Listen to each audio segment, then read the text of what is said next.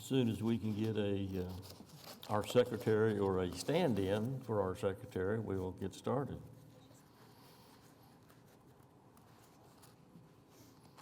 She's on her way.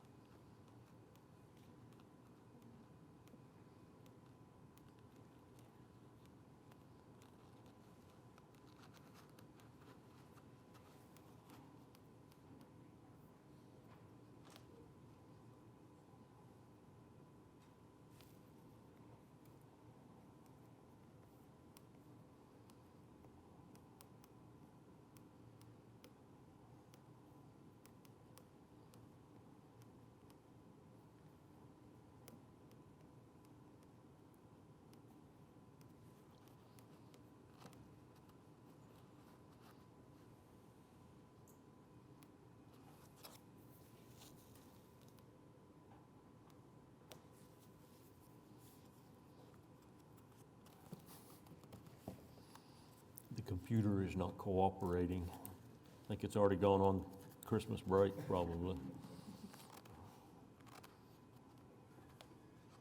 think we'll just call for Ace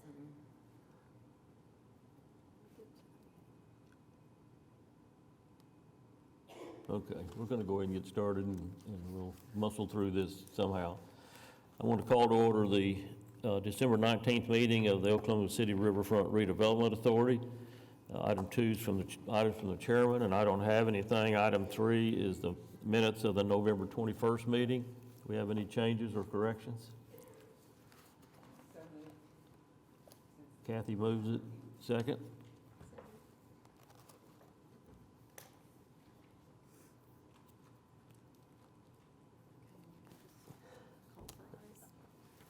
All in favor, say aye. Aye. Any opposed? And that passes. Item 4 is the consent docket. We have an oil and gas revenue report and an Oklahoma River corridor events update. Any questions on either one of those? Second. All in favor, say aye. Aye. All opposed?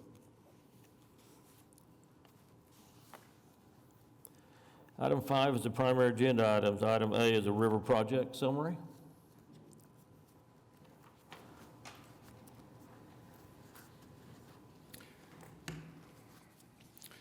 Good afternoon. Jeff Shumway, Oklahoma City Public Works. As of November 15th, we began draining the Eastern Basin for a series of maintenance and repairs. And David, are you able to?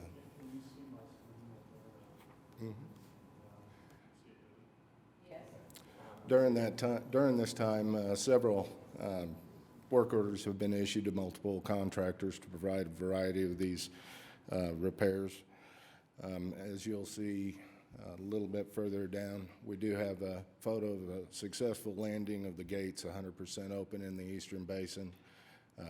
This is kind of a slow process, as rapid draining will cause damage to some of the banks through a process of erosion. A little bit further down.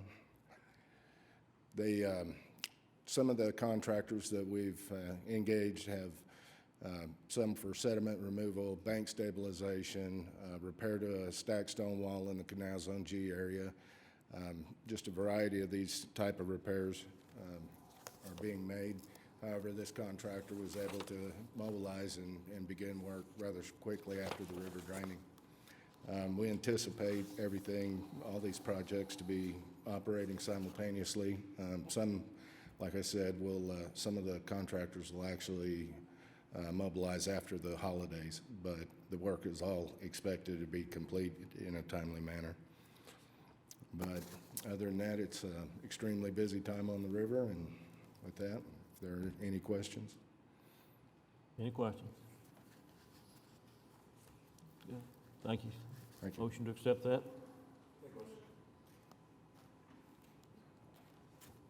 All in favor, say aye. Aye.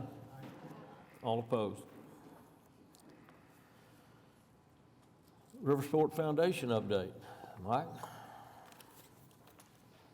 Okay, good afternoon. Mike Knopp with River Sport. All right, well, that's a photo from the Holiday River Parade, and as I'd mentioned last month, that went off very well. We got a little more information on that later. David, here's a quick budget update. The only thing I'd note on a couple of these areas, the revenue and expense, most of that is due to timing. There's some timing dynamics with when revenue was received, and then also some of the expense that was incurred. But other than that, we're looking forward to a good solid 2024. We are actually ahead of the budget on our membership sales for next year, so I think that's exciting. We've restructured a little bit about how we're doing that for our timing of our sale and how that's going to work. But and I'm going to touch on a little of that here in a minute. But and we've got some pretty significant events and opportunities next year too that I think will add to the revenue outlook for 2024. Go ahead. The ACA Slalom National Championship, I just wanted to mention that occurred over Thanksgiving, so it went very well. It was a difficult time to do a national championship, as you can imagine. The weather wasn't ideal, pretty gloomy in those photos, but they actually said the event was better than previous events because we had such engaged volunteers. And part of that is attributed to the fact that we've started a new slalom program at River Sport with a world-class coach. So he's been able to develop and cultivate parents of kids that are in his program and training them to become whitewater slalom officials and volunteers, which is obviously going to be really important as we look ahead to the many events to come, including what we just announced last week, that we were awarded the 2024 Olympic trials for Paris, which was a really big deal for us. We're really excited. It's really a historic event because in Paris, they're introducing a new discipline to the sport of canoe kayak, and it's called kayak cross. You've heard me maybe mention this before. We've been helping sort of experiment with that, but it's similar in concept to like snowboard cross, very spectator friendly. Boats go off a ramp all at once and they race down the channel through different gates and then have to roll at a certain point. Again, very fast paced, but it will make its Olympic debut in Paris. The athletes who will be representing the United States will qualify here in end of April. And we're going to do that in the same weekend as the Oklahoma City Memorial Marathon and the Arts Festival. So we're already coordinating to make this a really big deal for the community and for the athletes that are here. So, okay, there's another picture of that. I just want to kind of clarify that kayak cross part of it. So you can see the bridge that we actually added to River Sport a few years ago. It's supporting this new ramp system that is needed. Now, that's not a very sophisticated ramp. It's admittedly plywood that you see, and that was to kind of get it started. It's so new that the International Federation is creating specifications for exactly how this ramp permanently will be built, which is similar to like what you, again, see in skiing, where it'd be pneumatic, where it actually drops. And so we won't have that in by the Olympic trials, but it's something certainly we'll have in by the World Championship in 2026. So I mentioned this before. We were so thrilled to honor Pat Downs with the Grand Marshal designation at the Holiday River Parade. We all know Pat was I couldn't have done this without Pat, and so much of what has happened with the river obviously can be attributed to his hard work through the years. So we recognized him at the boat parade. So that was really great. His whole family was there. Go ahead. That same day, we christened 6 brand new racing shells. Every one of them is named after a sister of Mercy. And so the boats were actually blessed and christened and live streamed to the sisters, some of whom were in St. Louis at the time, and they were very excited about this. Even more excited were all those kids you see in the photo, because those boats we had, the previous ones were literally duct tape was keeping them together. So now we have a new fleet, and very enthusiastic about where that's going to take us in the future. So Mercy couldn't have been more thrilled, and it just represents too what we can do to work with partners to do something that not only supports a program, but is a very special tribute to people. That's a very it's a special tradition in the sport of rowing. So, anyway, go ahead. There's another photo of all those shiny boats. And then the Youth League Championship occurred at the same day as, again, we kind of stumbled into this situation because of the river draining to have the championship on the same day as the boat parade. And it all happened a month earlier than it was normally intended to be, which actually ended up being great. We had one of the largest crowds I've ever seen down there for the parade. We understand there's some parking dynamics, but we're going to work on that more, again, continue to work on that for future years. But we think we're going to continue with that being the first holiday event in Oklahoma City in November and combine that with the Youth League Championship. I think people really enjoyed seeing those kids on the water racing, and so that was great. Go ahead. Another photo of those boats getting on the water for the parade. Go ahead, next one. And then the boat parade itself, you can see Barquet had a float, REI had a float, and then of course most of the boats were actually our programs so the kids in the rowing programs put together a float, and the kayakers put together a float. So it's really become a community effort of people that are involved at the river that really enjoy doing this. And so we want to continue to expand that in the future. Back again where the skiing elves, we kind of changed it up a little bit and added, we had some lasers and things, which was really well received. But yeah, the crowd was great and people seemed to really enjoy the event. Go ahead. And then the river draining. The picture on the right was the all hands on deck, removing all the docks. I mean, there's a lot to go on to get ready for that draining, and then relocated a lot of the equipment to the Exchange Boathouse where OU rows, and also at Lake Overholser, and programming is sort of commencing. Even though it is the winter, there's still a lot of, there's actually, starting yesterday was a U.S.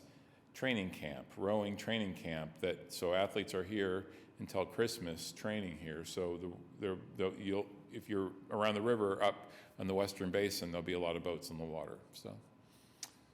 And then the trailhead update, we're really excited about this project. We think this is a real game changer for the river, in that we are very close to the time where you'll be able to ride your bike in a full circle around the whole city once that Deep Fork connection is complete. We recently, as you know, opened the Eastern Greenway Trail, and this trailhead is meant to be that place that people can come together, starting in their bike ride, have restrooms that everyone can use that are on the trail. We know that's something that is needed. And it'll have a lot of shade and seating areas, a screen, some concessions, outdoor classroom. One of the fun things I like to share is this initial phase was funded by the Recreational Trails Grant. We had to start it just because of the timing of that grant, but there's a lot more to do. There's like additional phases to complete it, but the community is really excited about this. Cyclists ask me all the time, but we are partnering with Course for Change and the Bike Club Oklahoma City, two groups that are really involved in using our trails that meet at River Sport. So the Bike Club, these kids ride from their schools or from their community, and like yesterday, I saw a whole armada of kids on bikes with their yellow vests coming in, and they come to River Sport and they go climbing or they go skiing or they do different things and activities, and this will kind of also give them a home to feel connected to. So we're really excited about where this project can lead, and all that it will entail in the coming years. So let's go ahead and move on. And then the holiday promotions I touched on earlier, we did start with over the Thanksgiving. They're continuing through January 1st, and all the different things that are in store for next year are included in that pass. So I'm going to go over a new thing, but then over the holidays, we've changed up what we're doing, what we call Winter Glow. It's more doing lots of ski lessons. So the people are skiing all weekend long, and we have an esports camp as well going on with VR rowing and kayaking, which is kind of a cool, really unique thing that we've been able to introduce. So that'll be going all through the holidays. If kids are looking for something to do between Christmas and New Year's, we have a camp for them. So let's move on. And then the Boys in the Boat. This is very exciting. We had a screening. MGM selected us as one of the early showings of the movie. We did that last week and had sold out the theater, 590 people, and had our old classic Aubrey McClendon racing shell on display with all the rowers holding oars and coming in. And if you've read, it's a bestseller book. It's a really incredible story, true story.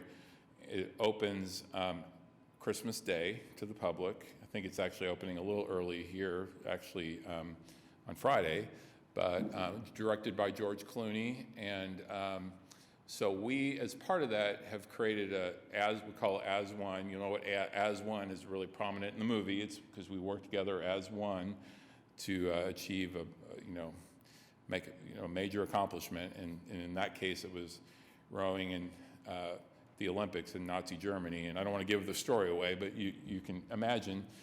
So we are creating a As One initiative where people can sign up and learn to row in a 1-hour experience over the winter in our rowing tank using our new technology, just to kind of get a taste for rowing. And then that can lead into programming that will start in the spring when the water is back up.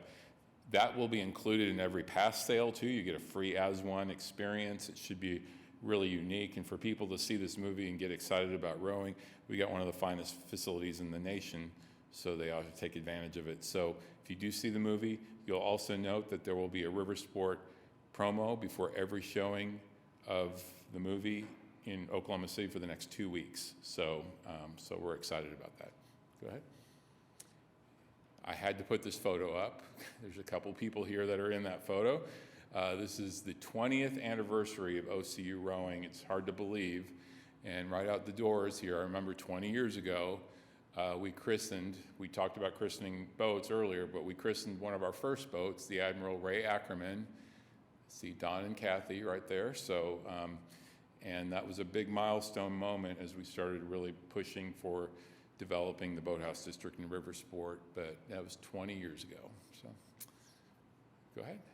And that's all I have. RowFest in 2024 is another big focus of ours. We're really excited about that. Any questions? Any questions for Mike? A busy time ahead of you. It is busy, yeah. Thank you very Thanks. much. Thanks, Mike. Motion to accept that? Oh. We're up. Cast your vote.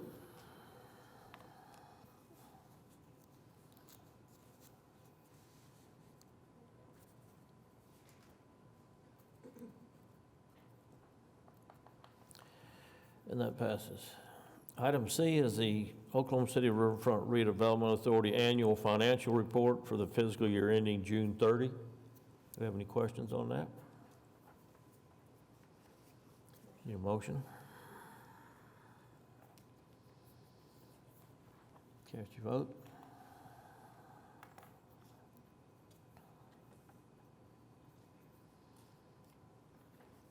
And that passes. Item D is an amendment number 8 to the lease and operation agreement among the City of Oklahoma City, the Riverfront Authority, and the Riversport Foundation for lease and operation of the Whitewater facility.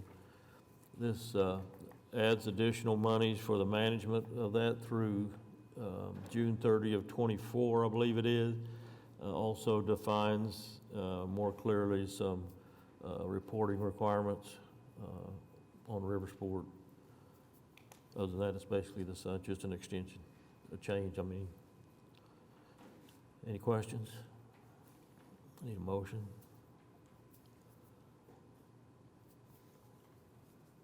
Cast your vote.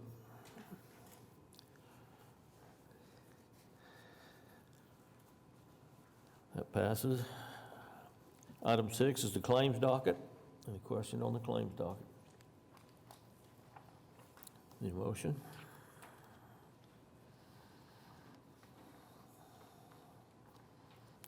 Cast your vote.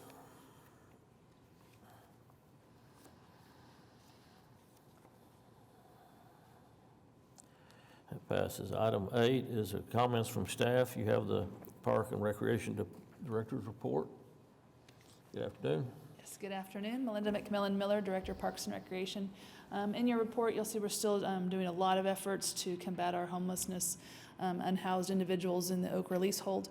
We'll continue to pursue that, working with our homeless outreach team, Key to Home program, et cetera. And we always ask everybody, if you see anything or cause concern, please don't hesitate to reach out to our offices. Also in the report, you'll see that we are getting closer and closer to having a renewed contract with the Department of Wildlife Conservation. The Okra is part of that, as long as the ODWC, as well as the Water Trust, the Parks Department, Park Commission, Game and Fish Commission. So we'll go through a lot of iterations, but we're getting really confident that we're getting really close to having that agreement done. And again, it's just being able to highlight the impacts that fishing has to our community. And if you didn't know, this is now trout season. Rainbow trout season is full underway. So I hope you can help participate in any of the rainbow trout derbies we've got going on in the department. With that, happy holidays, and I'm happy to answer any questions. Any questions? Very good. Thank you. Motion to accept that. Cast your vote.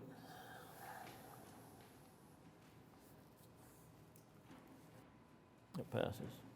Comments by trustees? Any citizens to be heard? Want to wish everybody a Merry Christmas and a safe holiday season as we go through it. We are adjourned.